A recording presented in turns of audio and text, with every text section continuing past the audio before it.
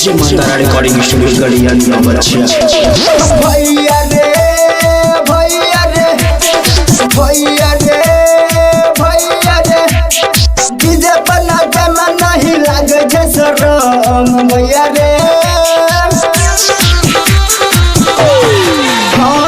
नाचे में ही नहीं एकरा लागे छे शरम आ डीजे वाला छोरा के दिखावे दोनों बम भैया रे भैया रे भैया रे भैया रे लागे नहीं छोड़िया के तन को शरम डीजे वाला छोरा के दिखावे दोनों बम छोड़िया रे भैया रे भैया रे भैया रे।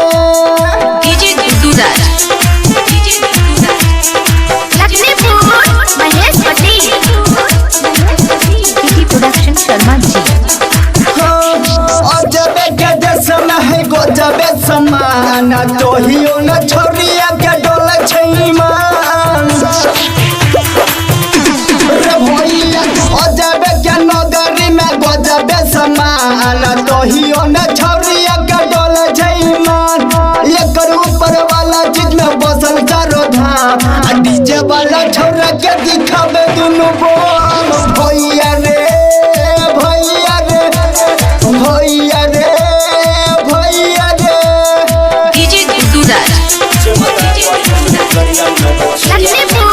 महेश पटेल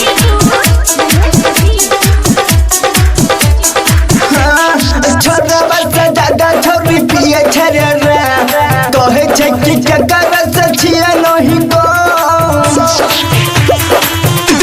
रे भैया। तो छोरा बस ज्यादा छोरी पिए छरे रो कहे छै कि ककर से छिए नहीं गो। अब बचपन से छोरिया के बिगाड़ करो आ डीजे वाला छोरा